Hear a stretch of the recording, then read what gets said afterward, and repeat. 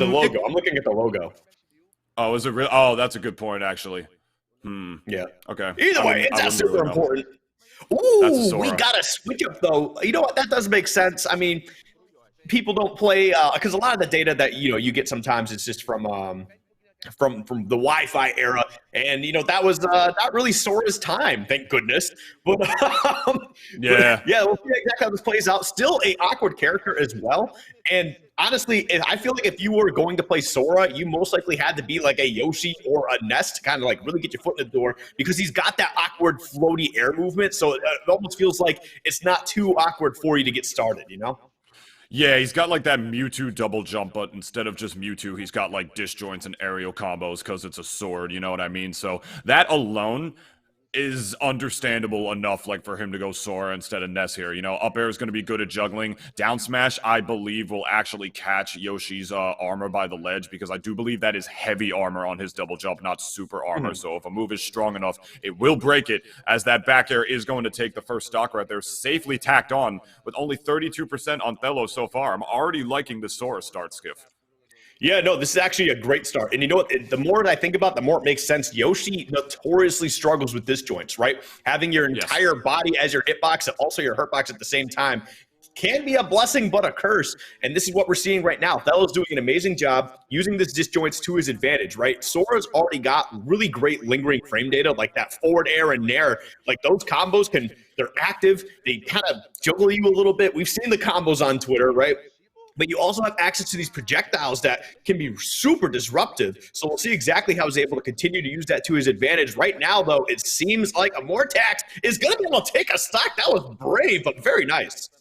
A more tax, a more Yoshi ground pound down B, Yoshi bomb. We're seeing him use that a lot this time around. Finally going to land one by the ledge after missing the first tech read one before. Yoshi not being able to nair out of that forward air 1-2 strings right there. Already safely tacking on 70%. Like you said, like the more you watch this counter pick, the more it really, really makes sense. Not even just with the disjoints, but also just being able to sort of contest Yoshi in the air and chase him after those double jumps as well. Sora does have a very, very high double jump, as does Yoshi. So you're definitely going to have Sora be able to catch on to that a lot more than Ness this time around. Thelo looking very clean with the Sora in game one. Oh, yeah, no, I mean, we saw the stocks evened up. And this is part of the problem here with Sora is he can spend a lot of time off stage and really just kind of make you play his game more so than Ness can, right? I mean, I do think that Sora is not quite the good character we all thought they were going to be at first, but they still have a lot of amazing tools that you need to respect because of the problems that they can actually really make you go through. But we're trying to see Amortax. They're trying to get their game going here. But, man, this certainly is tough. Yeah, no, for sure. It's definitely a hard time breaking that zone. Like, they're trying to utilize it with the egg just a little bit. You see Thelo already with the counter on deck. But this neutral is just not being easy to break on the part of Thelo right here. Just aggressively, like, just chasing with every move in the book, with the up B canceled into the side B right there on the part of Thelo, and even down smashing to just sort of keep them at bay by the ledge. Even when, like, Thelo's attacks aren't hitting, like, they're whiffing in such a way that they're just making it hard and making it more linear for Amortax to approach, which as a result is just making the neutral that much harder for him. Well, yeah, because, like, that's the thing is that, like, so Sora has the benefit of when they're doing their nair or their forward air, right?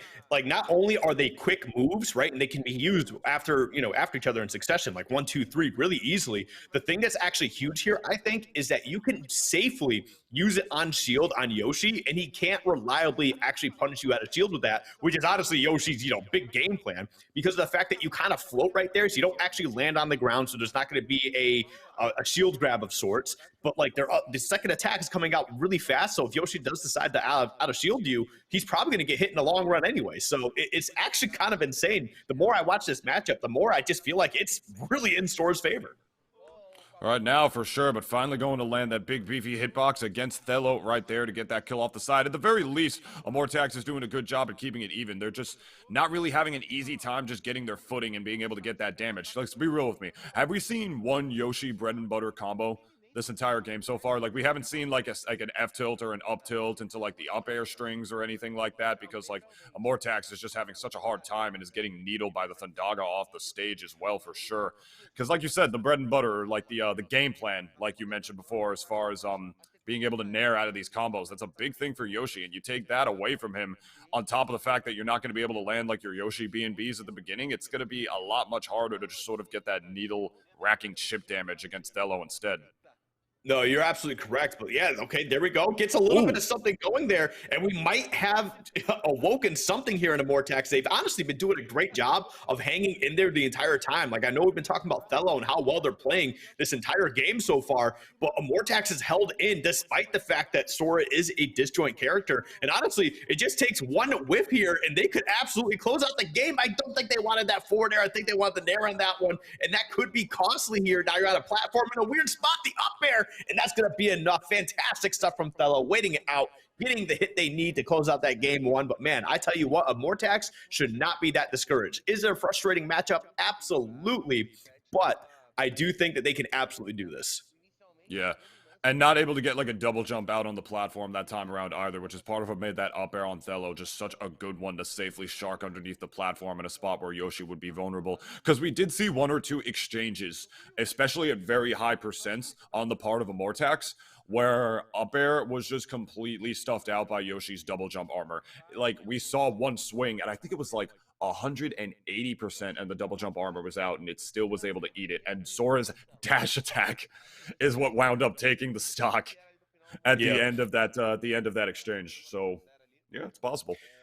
Yeah, listen, this is definitely an awkward matchup if I've ever seen one. And that's the thing, is like, it's crazy that Sora being the newest character in the game, right? We've had so much time as it is, and a lot of people were super excited to play Sora and to have him in the game, but the hype had died down fairly quickly, and it just seems to be that Sakurai curse, is that when a character is asked for at least 5+ years, they finally get added to the game, and they are incredibly underwhelming for a lot of people, and it seems to be a wash, rinse, and repeat for a lot of new characters in this game.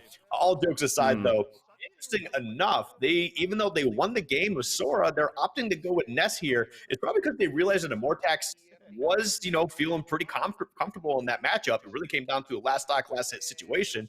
But the fact that Ness is coming out here is probably he wants to be able to make sure that he's doing this something a little more comfortable, try to make sure he can really secure the victory. Yeah, it might have something to do with like the counter pick as well. We're on Smashville now, which has got some very, very tiny horizontal blast zones, as well as that platform in the center, which makes your landings, I don't want to even necessarily say your landings, but your disadvantage that much more predictable for sure. Like, this is the kind of stage where I feel like Thelo kind of doesn't even really need a disjoint to keep Yoshi at bay as easily, especially depending on how long he's able to keep him in disadvantage, because that platform can sort of create a no-fly zone for a character who relies on their like air mobility and their air drift as much as Yoshi does. So as long as he keeps his ledge trapping game on point with Ness, I think this counter pick will actually, even though it's the counter pick on the part of Amortax, will do just fine for Thelo if Amortax doesn't know how to play his cards right. Yep. Oh, they got so lucky there. That was actually really smart. I think they were opting the SDI out, right? Or the ASDI, but they're trying to SDI out. And what happened is I think they realized what Thelo was going to be going for, so they opted to go in instead, which actually saved them to get spiked off the stage. So that was actually a really smart play from Amortax. That's just good recognition. Speaking of good recognition that he was able to get out another hitbox right there, utilizing the egg to force Thelo back a little bit, and then just killing with the weak hitbox of the forward air off the side, taking a little bit of a page out of Falcon's book. Good stuff to Amortax so far, finally taking a lead out in the set, and beautiful weight on that F-tilt on the tech chase on the platform. Got about 40% more than they would have there had they been a little less patient, Skiff. Yep, and okay, almost getting a second stock there. Not going to be quite enough, even with the smaller blast zones of Smashville. You can see Thelo, like, yes, they went Ness. Maybe they went Ness here for a little bit of comfortability in the matchup, just because of the stage. But either way, Amortax is making them pay for it. Oh, my goodness. Yes. This Smashville counter pick is the back air on Thelo, finally going to put themselves on the board right here, working wonders for Amortax, taking another clean 30 with that downer on the platform, which he's been utilizing so well throughout this game, with another quick 67% string. He's just doing such a wonderful job at ledge trapping Thelo and keeping him at disadvantage, and that is how you know they're feeling themselves as well, with that up smash, that charged up smash by the left side of the platform. This is definitely looking like Amortax's game to lose right here. Yeah, no, this is definitely getting really scary. So this is kind of something I brought up before, right? That I think Thelo went to the Ness because he wants to make sure he's playing something a little more comfortable for himself to try and close out this 2-0, right? However, going to the Ness, one of the more common characters in this game as well, that also means that your opponent is going to be more comfortable with the matchup as it is. And as we can see, Amortax putting down some big damage, but Thelo trying to make a stand here. This is huge. Oh, the double jump armor actually going to save him. And no Nair out of shield, gonna look for the up air instead, trying to egg roll out of disadvantage. Nothing doing. Thelo gonna catch him for that 100% tacked on to the part of Amortax. Just gonna hold shield, trying to catch like, I don't know, like a double jump right there or something, but it's not gonna matter. Forward air read in the air out of that tech chase scenario is going to do it for Amortax with a clean game 2 on their counter pick as well, taking full advantage of Smashville right there, and especially full advantage of that center platform. Like the tech chase reads on that platform, the sharking underneath, and the just keeping Thelo in disadvantage in the way that they did. If anything, I thought that could have been really bad on the other end on the part of Thelo right there, and I thought that was part of the reason they went Ness, was to try to take advantage of Amortax's own counter pick, but it was his counter pick for a reason, Skiff. Yeah, I mean, it could have very well been the situation here, but this is where I think the problem lies in this scenario now, right? Is that you could have kept playing Sora. Yes, was it a close game? It was, but you still end up taking that victory. And it's a character that kind of grinds your opponent down. You have to play a slower game against Sora if you really want to try and capitalize what you're trying to do and get those W's. However, by going Ness, it seemed like Amortax felt very comfortable in that matchup. Yoshi, I feel like, does pretty solid in that matchup in general. They kind of go back and forth. However, now you just gave your opponent not only a game 2, but momentum going into game 3. Yes, you have the stage counter pick here, right? But like, I don't know. Is it worth it at this point? You gave them the confidence to know that they can do this. It was already a close game 1. We'll see how it plays out for both of these players, but Amortax is looking pretty confident going in here. Absolutely. If that game 2 was any indication, the Yoshi just stopped being in disadvantage, started playing full on and taking advantage of their advantage state right there as we head into this game number 3 on small battlefield. Heading right back to the Sora is Thelo, looking like they're feeling a lot more confident in that matchup, especially after how that game 2 went. Though we do have, for the first time in this set, a totally different platform layout in the biplats instead of the solo platform in the center. And I gotta ask you, Skiff, what is your first thought in counterpicking to Sora with this change of platform layout? How do you think this is going to benefit Thelo? So honestly, like, the big thing here is whenever I see small battlefield, it's like, all right, cool. Like, you're probably pretty solid with PS2, but you want things a little bit closer action. So the problem here is the same issue I find when fighting Snake on this type of stage, right? Is that Snake can pretty much control an entire half of the stage with relative ease. And I feel like Sora can kind of do the same thing here, just kind of creating a wall as needed. Oh, could be a really bad situation. Oh, excuse me, I forgot it's Sora. He can recover from anywhere. But Sora can control so much space on this stage that it almost doesn't really become that big of a factor. And oh my God, the ill-advised down air, setting yourself up on a silver platter for that up smash. Nintunis, I don't know how to tell you this, man, but Amortax, they're looking pretty good right now. You said don't do that casual. Don't do that casual-ish. Don't do that casual move right there. Like, nothing like that's just going to be that big, beefy hitbox on the way down. I will up smash you for that every time. I know the spacing. Good stuff on the part of Amortax right here. And yeah, no, I certainly agree with what you said as well. It definitely provides a different type of neutral if Sora's going to try to, like, wall out Amortax. All that airspeed doesn't matter if you have a good way at sort of just blocking them on the way in. And game 1 is sort of where that just felt the way that it was. But apparently that was just Amortax just sort of feeling out the matchup and feeling out Sora, perhaps warming up a little bit for the day. This time around, though, it's a totally different Amortax than we had in that game 1. There is no wall in existence. Amortax is just out here playing their game, doing a wonderful job at keeping Thelo in the air. Whiffing a down B there, though, and is going to eat a punish.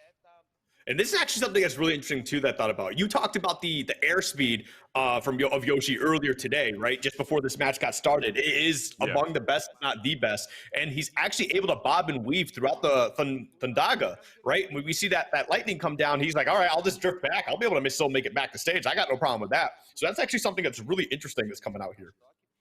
Yeah, no, that's definitely as part of, like, putting up walls, like you said. Thundaga is definitely really good at that, but it doesn't matter if you could just sort of fly around it. And I do want to point out that for the first time in this set, we did see an up B out of shield on block for the part of Thelo on Amortax, and that is something that I kind of want to see a little bit more throughout this game. if that's at all possible, because Thelo has been having like a fairly hard time like getting these stocks, especially in that game too. So if you could take a character like Yoshi, who definitely likes to take those stocks up close, never really finishes it with like a projectile or anything, has to like sort of drift in. If you could catch Yoshi just pressing a button on shield, as trust me, every Yoshi player, one way or another, Oh, loves to do, it could work. yep. As we can see right there, losing another stock. I feel like Thelo is starting to recognize towards the latter half of this game that he needs to start taking his time more and just start using the A button. Just use the A button. You've got fantastic disjointed moves. You can slowly just rack up the damage here on Amortax, get him into position to take that stock. But like, it might be too little too late. Amortax is feeling good. They already building up plenty of extra credit. Forward air to forward air. Okay, I thought they're going to go for a third one, trying to get the nair to try and kill them off the side of the stage. Not going to be able to get it. And here we go, man. Oh, geez, that was terrifying. That was a really, really good play on the part of Thelo right there, utilizing the stick to mash out of the egg and then taking advantage of the macro right there, mashing forward air to make sure that was the immediate frame perfect move that he pops out of the egg with. It depends on whichever one you mash the most out of. So he was just holding forward and pressing A to make sure he gets out with that. Waiting a little too patiently as a Mortax right there to try to get the up air, not going for a read. But that time is going to do it. That read will work out instead. And the two of them hug. Looks like they're friends right there, like respecting each other at the end of that set. Amortax going to take it 2-1. And I do like the close of that game too. It was actually really, really solid. So what they did is he threw out that egg, right, just to try and disrupt the recovery to ledge, which actually forced him to recover a little bit high. And that's honestly what Yoshi's looking for, because that puts you right in that nice spot for that forward air. If not going to take the stock off the side, you're getting spiked and you're not coming back, even if you are Sora with those incredible recovery options. But again, just fantastic gameplay from Amortax all around, just getting the adaptation into that